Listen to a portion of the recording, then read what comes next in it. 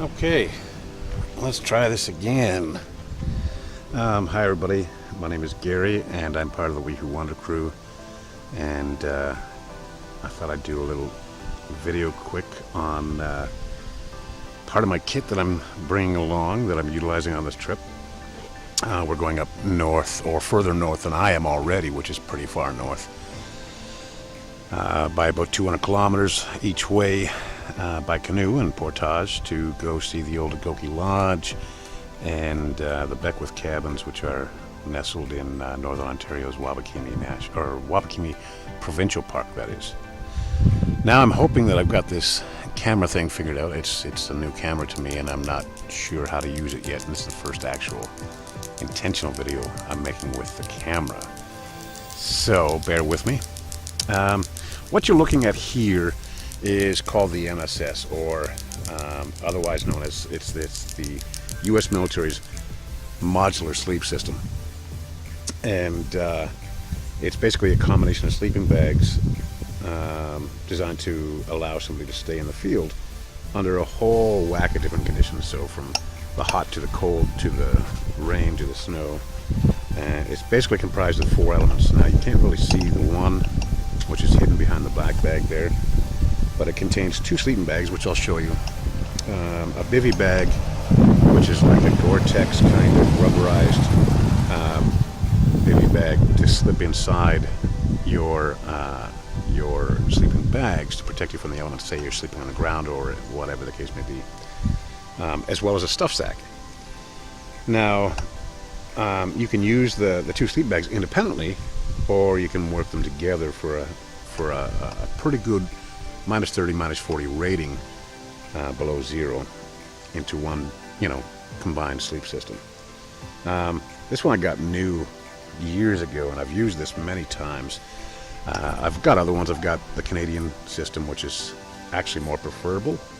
It's a little heavier, but it's a damn good system. And I chose to go this trip with this system. This isn't so much a review of the MSS, because I think that doing a review of military surplus, for instance, is very hard to do. Not because it's not easy to tell you about them, but for you, the viewer, you're going to find different system. I mean, you'll find the same system anywhere. This same sleep system, for instance, you'll find in multiple places, but the quality and the shape of it is largely determined upon how it was treated when it was in service before it was retired into the surplus world.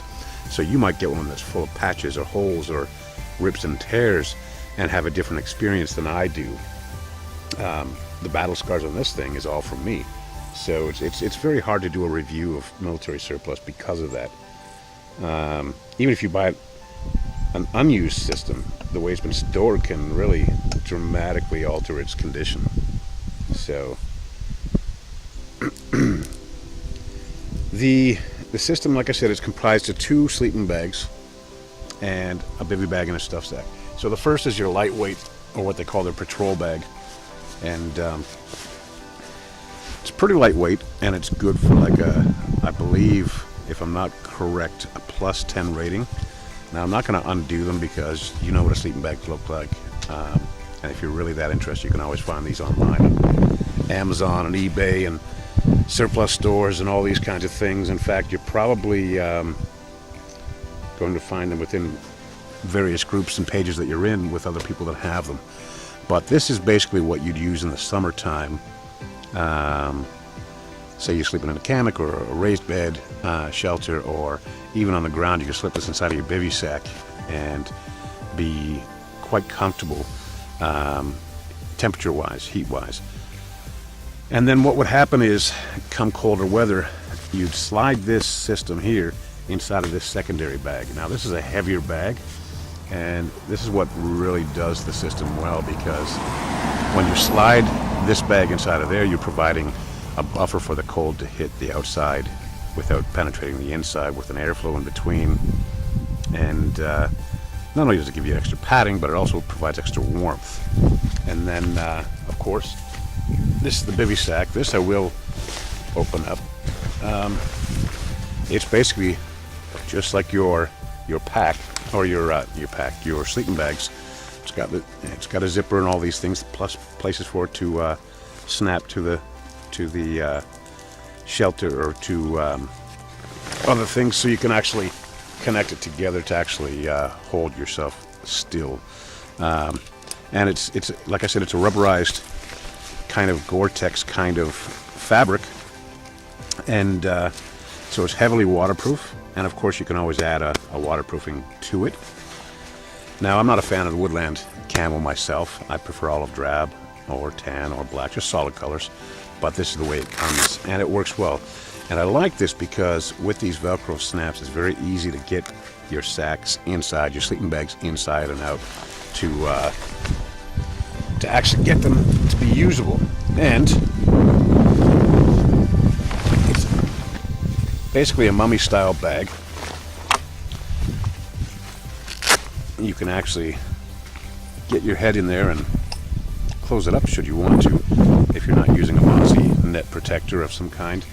But you see the size is fairly generous with space, so you're not going to be constricted or feel like you're being smothered, inside of the bivy sack. And it's something that I think that whether it's this type or any other type, I think it's a very important thing that people bring with them when they're going on, especially extended adventures and journeys anywhere. Even if it's just to the campground, they're just dandy additions to your kit. And then, of course, it all fits inside this stuff sack, which is also a compression bag. So once you've got it in there, you've got all these straps that you can pull together and cinch tight, and make sure that you get a really small compressed size for your sleeping system. And then you mount that to your pack or your rucksack.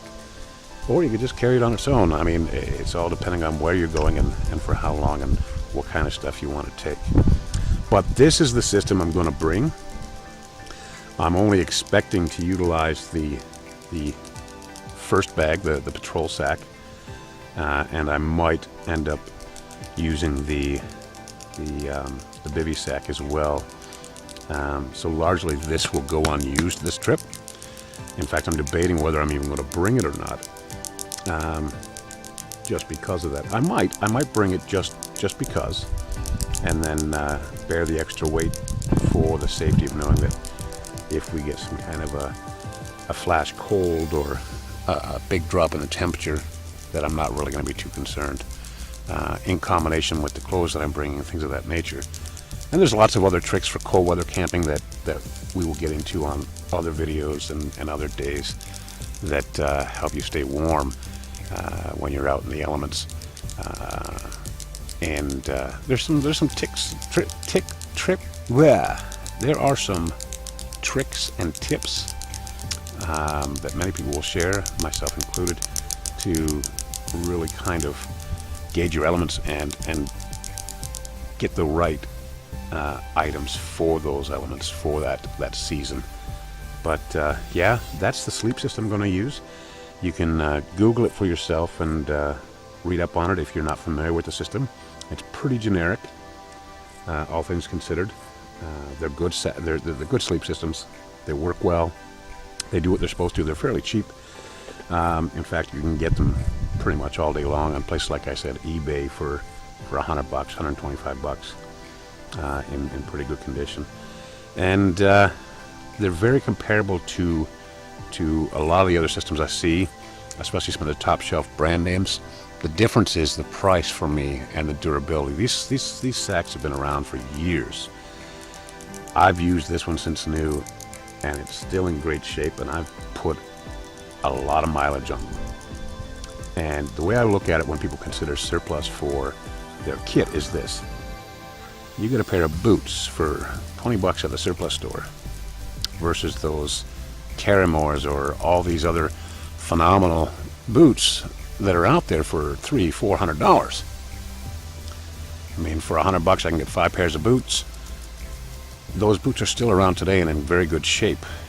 That's got to tell you something about the durability and the longevity of their quality. when you factor in the fact that they've been previously used in the service, well, let me tell you something, when in the military, you're not really treating your boots too nicely. You know, they're getting constant use and brutal use. And the fact that these boots are still around, still in good shape for the most part, that's got to tell you something. And I have 5 pairs for the pair of one, or for a fraction of the cost of the pair of one. Same thing with anything else, including the sleep system. I've seen sleeping bags that are one bag, $300, $400, $500 for expedition style bags. This is a modular system. Always good, because now you can tailor it for your adventure versus having one that's too warm or too bulky or too heavy, and you can adjust it based off of your comfort level and experience. So for me, it's always a good choice when it comes to looking for gear, replacement gear, new gear, whatever, to always consider the surplus option just for that reason. Not just economics, but durability. Being around for years and still being usable, compared to a lot of the stuff you see today that's just not built to last. It's built to be disposable and replaced. And I know for me, this is the route I go just because of that. And this system is going to do me phenomenal, I'm sure, for this adventure, just like it has in all the other adventures that I've used it on previously. So yeah, that's my sleeping system. Next, I'll get out the hammock system, or the rest of the sleep system that I'm going to utilize on the trip, and explain a little bit about that. All right, thanks, and of course remember to comment below and like and share and all that wonderful jazz. Thank you. Bye.